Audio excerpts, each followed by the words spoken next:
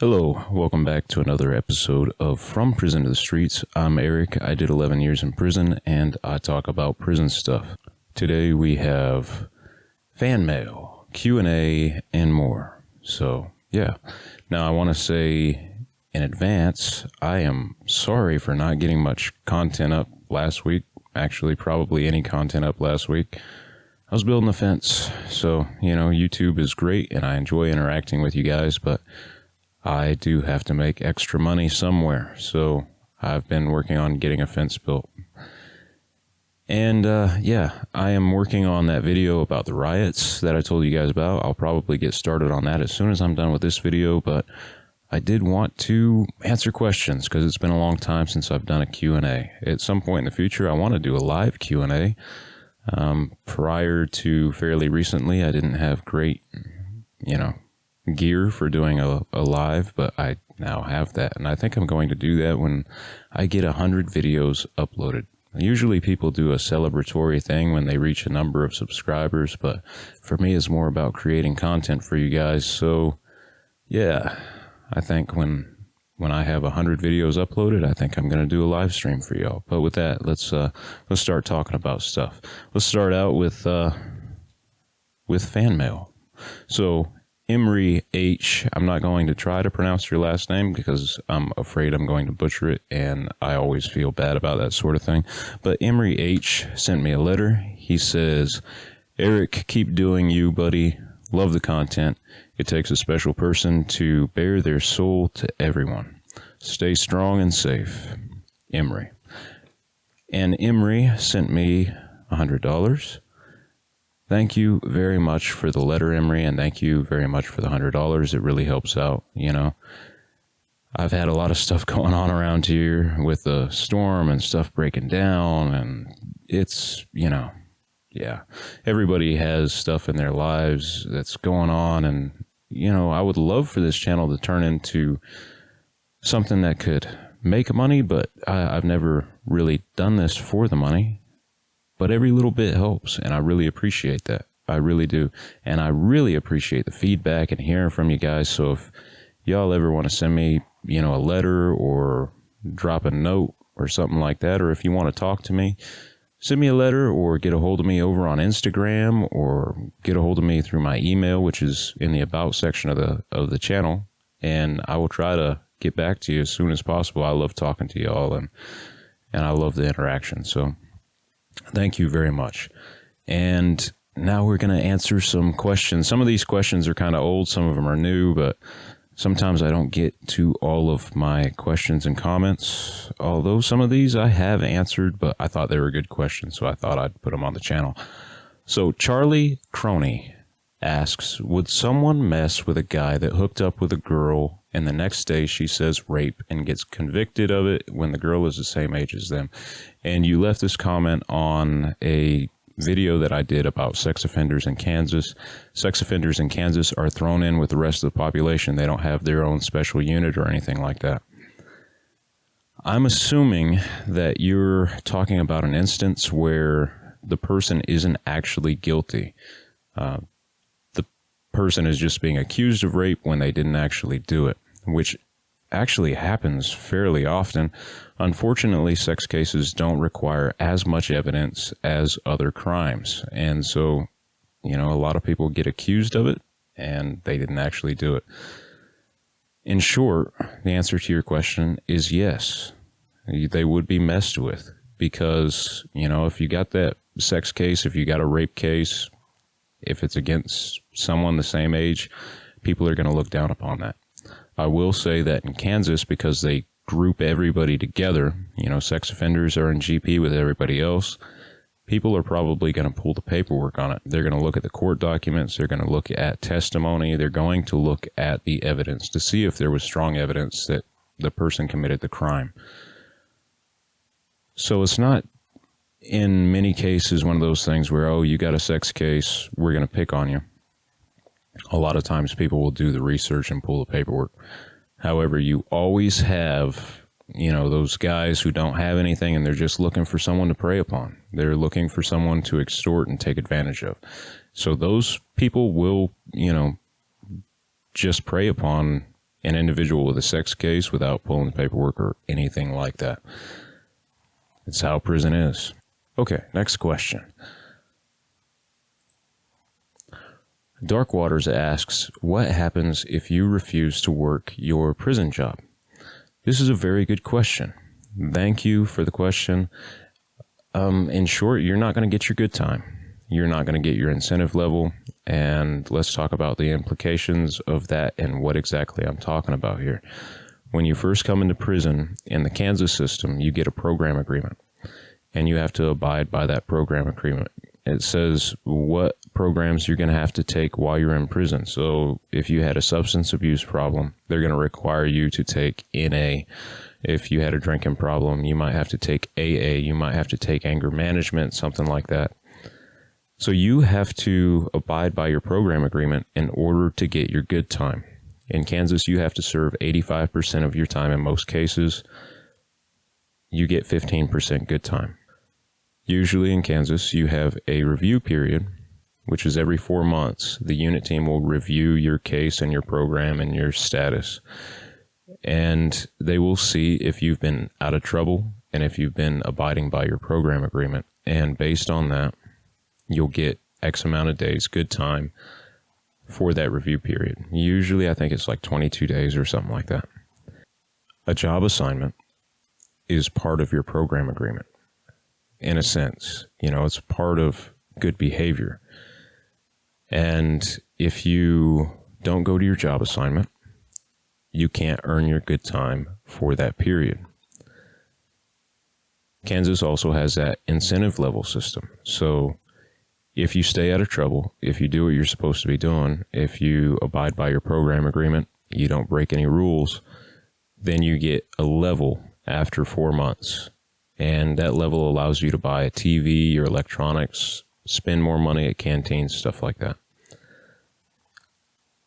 So those are all good things. And they've done away with certain aspects of the incentive level system in Kansas since I've left. I don't know exactly how it is, but that's how it used to be. Now, part of that, if you don't work your job assignment, you can't get your level. So you're not going to be able to get your TV. You're not going to be able to spend as much on store day, stuff like that.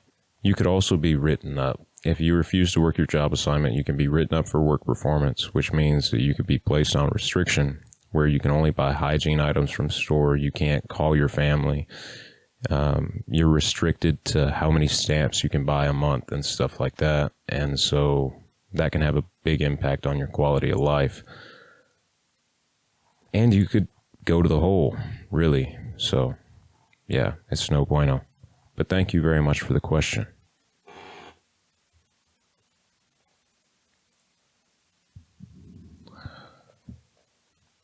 I want to say your name is Preston ESFPV. Excuse me if that is not correct. I apologize. I always love to call people by their name, so if I don't get it right, I feel bad about it. You asked me a couple of questions. This one is older. It's from about 3 months ago.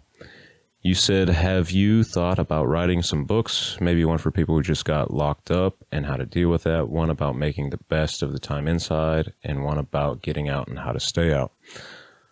I have thought about writing books. I don't know if I've thought about writing books about, how to cope with prison when you first come down or what to do when you get out.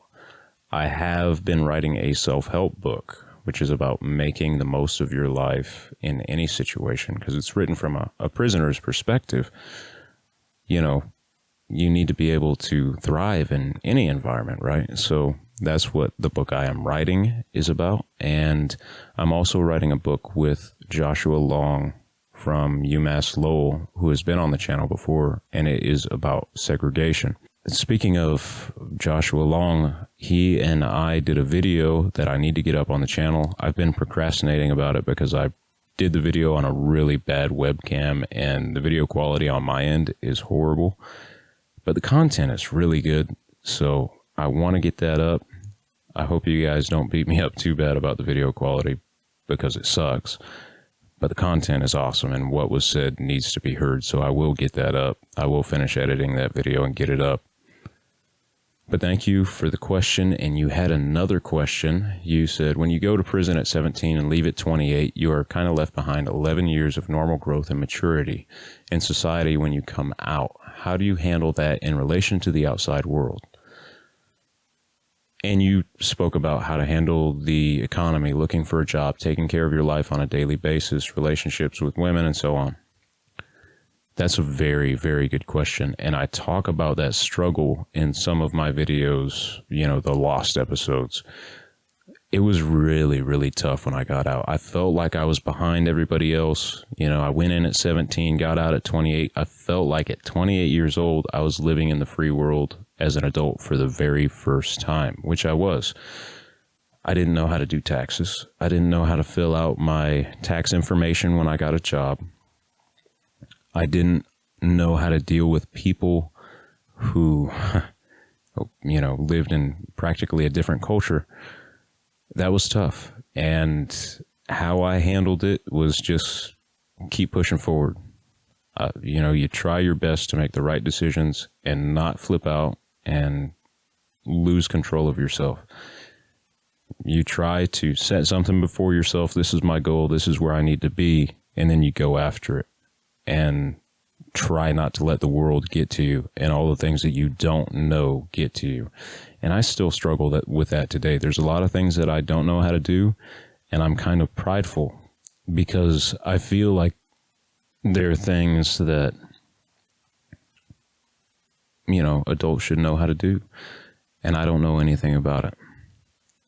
And I feel stupid for asking how to do it, so I won't do it. I won't ask. And I need to get over that because I don't know what's expected of me. Should I know how to do something that I've never done before? No, of course not. So it's kind of a weird balance. I hope that answers your question. Thank you very much for the question. And we'll go on to the next one. This one is from Felix Millen. And you asked whatever happened to Jake. Jake was my co-defendant. Jake got to prison, and he and I were in separate prisons. He ended up joining a gang and getting in a whole bunch of trouble. He was involved with a riot, went to Supermax, and, he got in a lot of trouble. He also got stabbed like 40 or 50 times. So, but we had the same amount of time to do. Although he lost a lot of good time, he had almost one write-up for every month that he was in prison.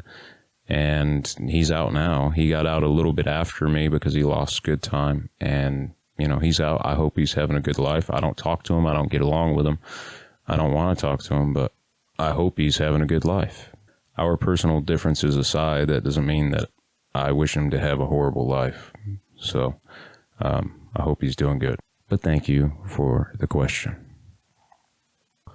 Okay, so the next one isn't really a question, but it's mildly entertaining, so I thought I'd put it on here. Jeff Schwartz says, we all know you have never been to prison, but keep telling people you've been to prison, Mr. Tough Guy. And then he also said, you have never been to prison, but keep trying to be a badass, laugh my ass off. You want to be tough guy so bad. You want to be a tough guy so bad. And here we see the noble internet troll in his natural environment. Well, I guess I better check this out. I mean, maybe they were right. Maybe it was all just some kind of dream, right? So we better go check this out. Let's see. Oh, there it is right there.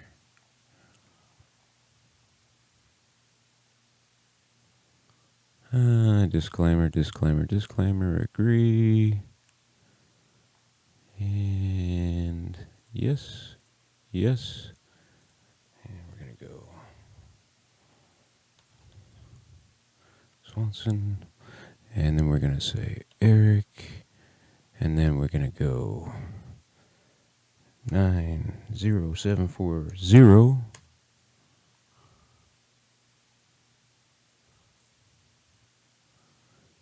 Oh, hey, it's me. Boy, that's a bad picture.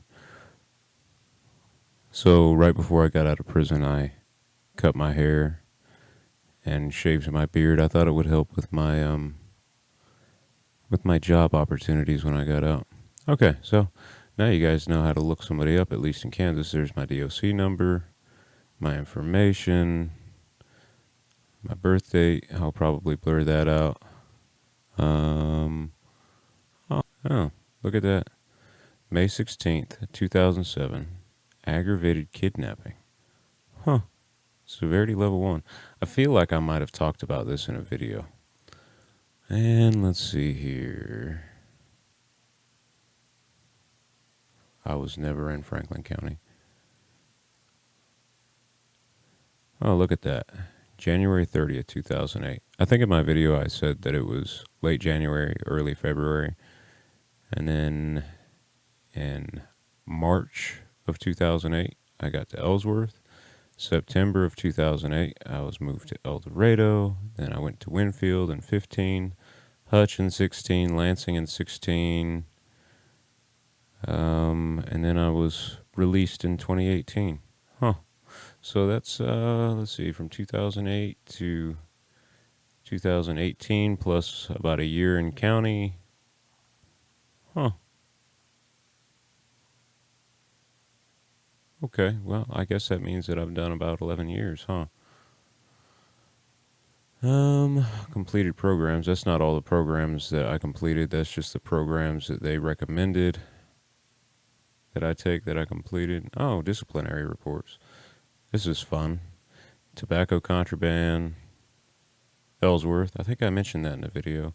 Disobeying orders. Ellsworth. Less dangerous contraband. El Dorado. That would have been that hot pot that boiled that I mentioned. Dangerous contraband. El Dorado. That was an alleged tattoo needle. I don't know if I've talked about that yet in the video. And then in Winfield, threatening or intimidating any person. Yep. And disobeying orders. I haven't made that video yet. A cop spit in my face, insulted my mom, and called me a liar. And, yeah, that didn't go very well. Lansing Correctional Facility, disobeying orders. Lansing Correctional Facility, dangerous contraband. Lansing Correctional Facility, disobeying orders. So, yeah. Those are my write-ups.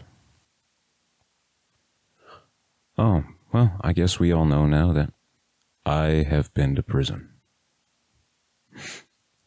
I want to say, though, a lot of people think that with the BTK video, I was just trying to get famous or something like that, or, trying to use BTK's name to get myself known. But in reality, I was making YouTube videos a while before I made that video. One of my viewers actually asked me if I had ever met anyone famous while I was in prison, or infamous, I should say. And I said, yeah, I actually met BTK. I met Dennis Rader. And he said, oh man, you should do a video about that. So I made the video. I wasn't expecting it to blow up the way it did. One of my viewers was interested in it. I made the video. So, hey. But yeah, thank you for watching the channel, even though apparently you don't like me.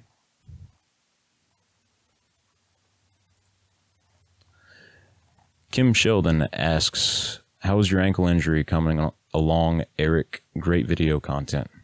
Well, thank you for asking, and thank you for watching. My ankle injury, if you guys didn't know, I think about a year ago, maybe a little bit over a year, I tore my ATFL and my CFL in my ankle, and I needed surgery to get it fixed, and I couldn't afford the surgery, so I never got it fixed.